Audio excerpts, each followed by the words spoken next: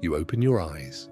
The date is March 15th, 2026. Through your window, an aqueduct crosses the skyline. Not a ruin, not a reconstruction. Working infrastructure. Water has flowed through it for 2,000 years without interruption. In your world, the Western Roman Empire collapsed in 476 AD. Libraries burned. Aqueducts cracked. 1,000 years of rediscovery followed. Here, that year never happened. The knowledge was never lost. You step outside. The language hitting your ears isn't Italian, isn't Spanish, isn't French. It's Latin, but living Latin evolved across 16 unbroken centuries, and you understand enough of it to navigate. By tonight, you will understand what happens when human progress never pauses, when the gears never stop turning, when the steam never cools. The day ahead will show you wonders, and by its end, something that changes what you thought civilization could become. Consider the timeline. In your history, the fall of Rome created a gap, nearly a millennium where European technological progress stalled, reversed, or was simply forgotten. Here, that gap doesn't exist. This isn't speculation about what Rome could have built. In 1901, divers recovered this from a Greek shipwreck, the Antikythera mechanism, a geared analog computer constructed around 100 BC. It predicted eclipses, tracked the moon's elliptical orbit, calculated Olympic cycles.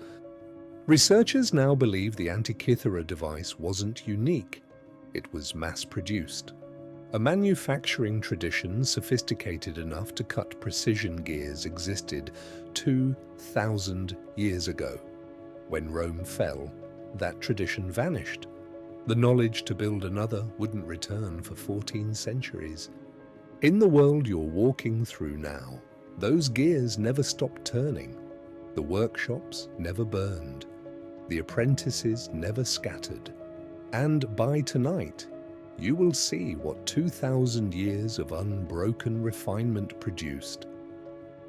Hero of Alexandria, 1st century AD, built a working steam engine, the Iolipile, a sphere that spun on jets of steam. Roman engineers understood the principle. They had the metallurgy. What they lacked was the economic incentive. Slave labor was cheaper than automation. Here, the calculus shifted. Sustained slave revolts in the 3rd century made human labor unreliable, dangerous, expensive to guard. The same economic pressure that drove Britain's Industrial Revolution in the 1700s arrived in Rome 17 centuries earlier. Steam became cheaper than chains.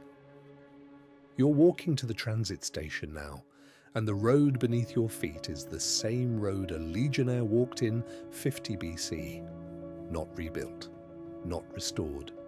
The original stones, Roman concrete, contained volcanic ash that actually strengthens with age, a self-healing recipe we only decoded in 2023. The secret is in the chemistry. Roman concrete mixed quicite with volcanic ash from the Bay of Naples. When seawater penetrates a crack, it triggers a reaction that grows mineral crystite. The concrete literally heals itself. Modern engineers can't replicate it at scale. Think of it like compound interest, but for knowledge. In your world, every generation after Rome fell had to rediscover what the previous generation knew. Here, each generation starts where the last one ended and builds higher. 1% improvement per year doesn't sound like much, but compounded over 1,500 years, that's the difference between where you stand now and where your timeline stood. 15 centuries of uninterrupted refinement multiplied by itself, again and again. In your history, Leonardo da Vinci sketched helicopters he couldn't build. The metallurgy didn't exist yet. Here, his equivalent built them, flew them, improved them for the next generation to improve again. Every genius born into this world inherited the tools of all the geniuses before. You board the transit capsule at the station. It runs on magnetic rails above the ancient road. The Romans invented the route. Their descendants invented the propulsion. Your commute takes 9 minutes across a distance that would have taken a legionnaire 3 days on foot.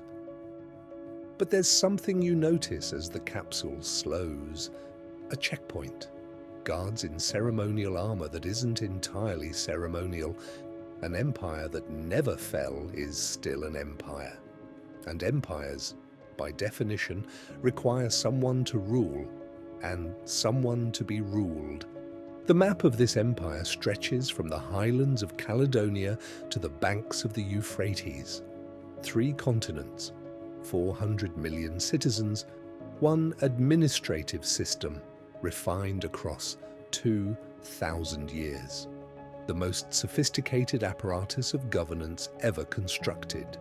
No other civilization in human history maintained continuous institutional memory for this long. Every administrative reform, every legal precedent, every census record, preserved, cross-referenced, searchable. The empire knows its citizens better than they know themselves. Your own record exists somewhere in those archives. Your lineage traced back 40 generations. Your education, your employment, your movements, all indexed. The price of eternal infrastructure is eternal oversight. But here's what your assumptions miss. This Rome reformed, the crisis of the 3rd century forced constitutional evolution. The Senate isn't ceremonial, it legislates. Citizenship isn't inherited, it's earned through civil service. The empire learned that tyranny is inefficient. In your history, the 3rd century crisis, 50 years of civil war, plague, and economic collapse nearly destroyed Rome before the final fall. 26 emperors in 50 years, most assassinated. The empire couldn't adapt fast enough. Here, it had to. You've reached the center of the city, and here is where the compounding becomes visible in a way you cannot unsee. The building ahead is a hospital, but what happens inside it would be unrecognizable to any physician in your world. Galen of Pergamon, 2nd century AD, mapped the human nervous system with remarkable accuracy. In your world, his texts were lost, rediscovered, mistranslated, lost again. Here, his students improved his work. Their students improved theirs. 16 centuries of unbroken medical research. The numbers tell the story. Average life expectancy in your 2026, 73 years. Here, 104. Not through genetics, not through luck, through compound medical knowledge that never had to be rediscovered. In the atrium, you pass an elderly woman reading to her great-great-grandchildren. She's 96. In your world, her condition, a heart defect, detectable at birth, would have killed her before age 30. Here, it was corrected in utero. She's never known illness. And that's not the leading edge. That's the average. In the research wings of this building, physicians are working on something that makes a 100-year lifespan look like a rounding error. You're about to see the compound curve approaching vertical. Asclepiades of Bithynia, practicing in Rome around 100 BC, proposed that disease was caused by irregularities in the motion of invisible particles through the body. He was essentially describing cellular pathology. 17 centuries before, your world rediscovered it. Follow the chain. Better medicine means longer lives. Longer lives mean more minds working on problems for more years. More minds mean faster progress. Faster progress means better medicine. The feedback loop has been running for 2,000 years. But the curve doesn't rise evenly for everyone. Outside the capital cities, in the provincial territories, life expectancy drops by 2 decades. The empire's benefits flow to the center first. Some citizens will live to 140, others will not reach 70. The cynical reading, even paradise has a hierarchy. The honest reading, the provincial citizen at 72 still outlives anyone in your world's 2026 average. The floor rose with the ceiling, just not as fast. The sun is setting now. Your day in this world is ending, but before it does, there's one more place to see. One more consequence of compound progress. The thing the gears have been building toward since they first started turning. The Terminus, the place where the most advanced research in the Empire converges, where the compound curve of 2,000 years of unbroken progress reaches its present apex. What you're about to see exists nowhere in your world. Not yet, possibly not ever. Remember the Antikythera mechanism, the geared analog computer from 100 BC? The workshops that built it never closed. The gears got smaller, then microscopic, then molecular. What hums in this building isn't a machine in any sense you'd recognize. From bronze gears to silicon wafers took your world 19 centuries, and you only got there in the 1950s. This world had 15 additional centuries to refine the path. They bypassed silicon entirely, grew computational crystals, harnessed quantum effects. The Terminus processes more data in a second than your entire civilization has generated.